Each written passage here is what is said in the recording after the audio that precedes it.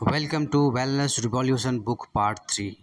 दोस्तों, कल हमने जाना था वेलनेस रिवॉल्यूशन बुक के पार्ट 2 के बारे में। आज हम जानेंगे इसके पार्ट 3 के बारे में। दोस्तों, चलिए शुरू करते हैं। जीवन शैली, लाइफस्टाइल हमारा कैसा होना चाहिए? ईट well, sleep well and exercise well. पौष्टिक और समतोल आहार होना चाहिए। पूर्णतः नींद और चिंता मुक्त होना है। नियमित कसरत, कम से कम रोज़ाना 20 मिनट करना चाहिए कसरत।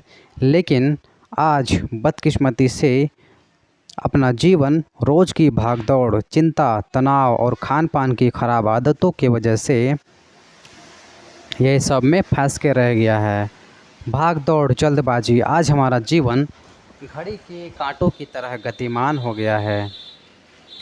सुबह से लेकर रात तक भाग दौड़ में ही दिन निकल जाता है। उसी वजह से भोजन और कसरत में लापरवाही होती है, जिसका परिणाम स्वास्थ्य पर ही देखने को मिलता है।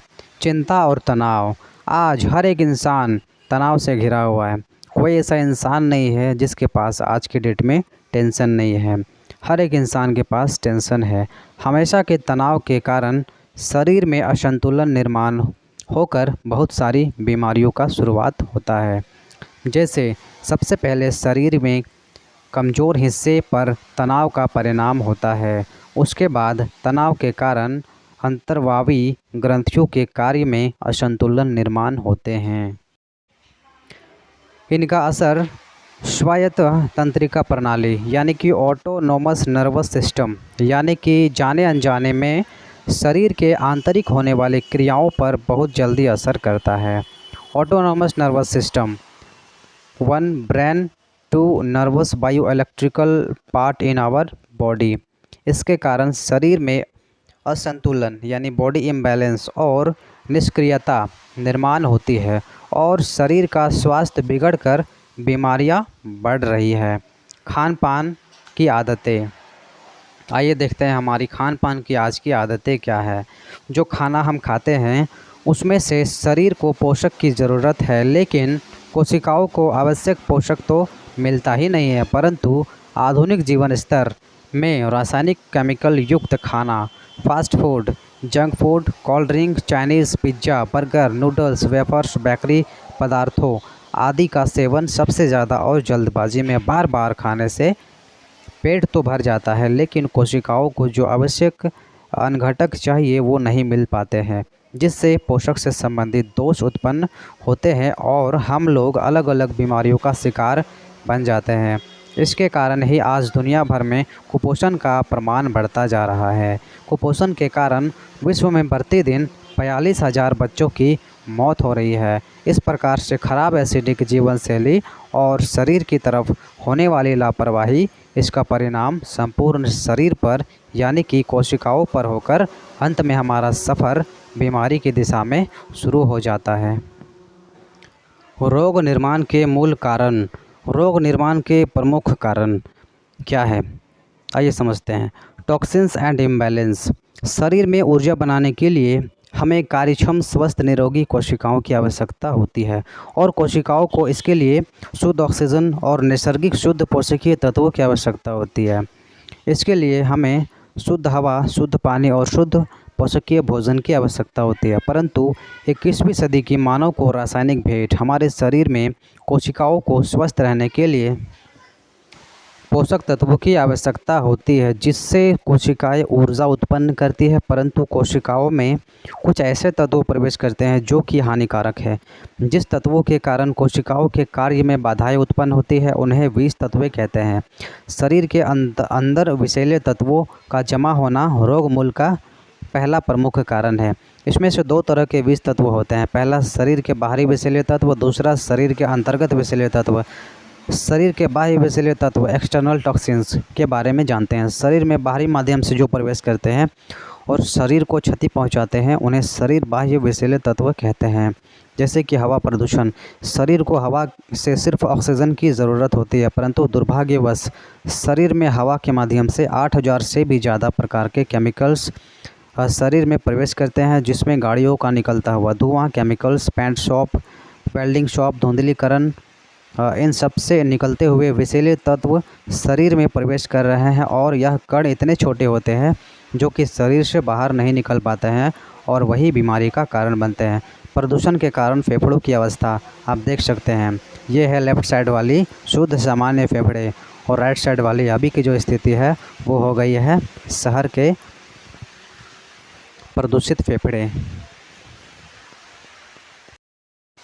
इसीलिए बढ़ते प्रदूषण के कारण शहर में रहने वाले लोगों के फेफड़े अंदर से काले होते जा रहे हैं। एक संशोधन के अनुसार देखा गया है कि बड़े बड़े शहरों में जो लोग रहते हैं उनके फेफड़े में प्रदूषण के कारण एक साल में 2 से 4 ग्राम प्रदूषण की काली परत जमा हो रही है, जिसके कारण आज श्वसन से संबंधित बीमारियां बढ़ रही है, जैसे कि एलर्जी, दमा, कैंसर इत्यादि। प्रदूषित पानी, अभी कुछ दिन पहले हमने देखा कि जो पानी हम 15 से 20 रुपया देकर ख़रीद रहे हैं उसमें भी कुछ तरह के जंतुनाशक, कीटनाशक मिल रहे हैं। इसका मतलब जो पानी हम खरीद कर पी रहे हैं वो भी पूरी तरह से सुरक्षित नहीं है। अब सवाल यह उठता है कि इस पानी में जंतुनाशक, कीटनाशक आए कहाँ से? तो ज़रा सोचिए, ज़मीन पर जब हम खेती करते हैं और उसमें जंतुनाशक, कीटनाशक डालते हैं, उस पर जब पहली बारिश होती है यह केमिकल्स ज़मीन के अंदर चला जाता है और पानी में मिल जाता है और वही बॉटल्स में मिलता है। इसका मतलब जो पानी हम खरीद कर पी रहे हैं वो भी पूरी तरह से सुरक्षित नहीं है। तो फिर जो पानी हम 20 से 25 साल पुराने पाइपलाइन से हमारे घरों में आता है वो कितना शुद्ध होगा? पानी को शुद्ध करने के लिए इसमें एक केमिकल क्लोरीन पोटेशियम डाला जाता है।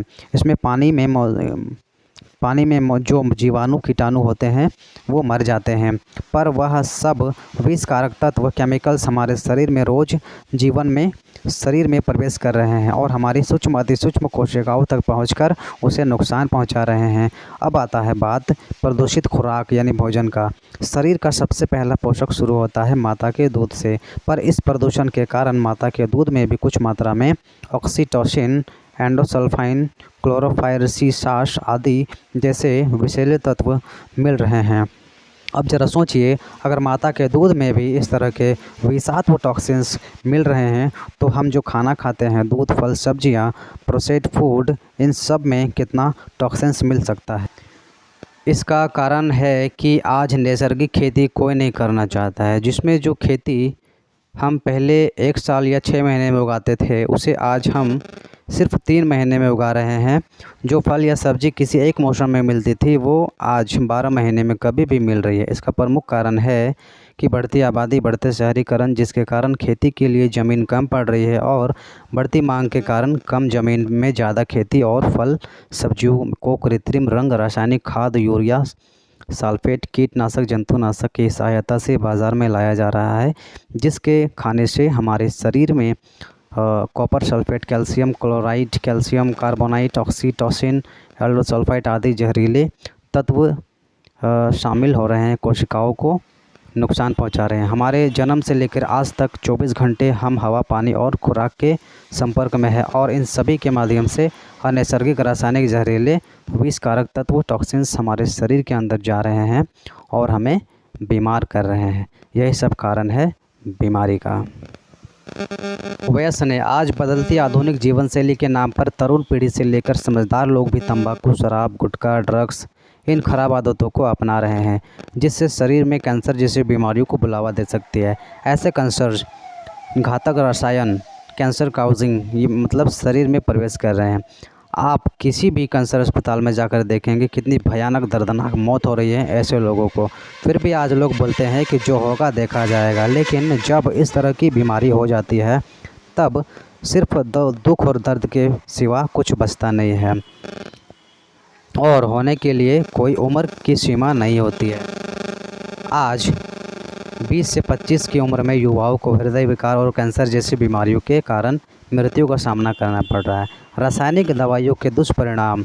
आज विज्ञान ने बहुत प्रगति की है। शरीर पर आने वाले किसी भी लक्षणों को तुरंत कम करने के लिए हज़ारों लाखों प्रकार की औषधियाँ उपलब्ध हो चुकी है, जिसके कारण हम बीमारी के लक्षणों को थोड़े समय के लिए तो कम कर पाते हैं, लेकिन बीमारी के कारण नहीं निकल पाते हैं। और इस तरह के दवाइयाँ दीर्घकाल खाने से हमें दवाइयों के दुष्परिणामों का सामना भी करना पड़ता है। इसमें शरीर के कुछ अंग खराब होने की संभावना भी बढ़ती है। हम जिस वातावरण में रह रहे हैं, जिसमें रोज़ इस तरह का अनावश्यक और विषैले तत्व शरीर में जमा हो रहे हैं, और जो विषैले तत्व शरीर से बाहर से प्रवेश करते हैं और शरीर को क्षति पहुंचाते हैं, उन्हें शरीर के बाहरी विषैले तत्व कहते हैं। और ये शरीर के सूक्ष्म अति सूक्ष्म कोशिकाओं में जाकर कोशिकाओं को क्षतिग्रस्त करते हैं, जिससे शरीर में कई प्रकार के रोग उत्पन्न हो जाते हैं। आगे के अध्याय में हम शरीर के अंतर्गत विषैले तत्व के बारे में जानकारी लेंगे। तो देखिए दोस्तों, इस तरह का जो प्रदूषण है, कितना हवा में प्रदूषण हो रहा है, आप देख सकते हैं हवा में कितना प्रदूषण है। आप देख सकते हैं पानी में किस तरह का गंदगी फैलाया जा रहा है, पानी में किस तरह से मिलावट किया जा रहा है। तो ऐसे पोल्यूशन अगर रहेंगे तो हम कैसे शुद्ध हवा ले सकते हैं, कैसे शुद्ध पानी हम पी सकते हैं। और जब हमें शुद्ध हवा शुद्ध पानी नहीं मिलेगा तो इन सब कारणों की वजह से हमारा शरीर बीमार पड़ता है, हमारा शरीर एक से एक बीमारियों का शिकार बन जाता है दोस्तों।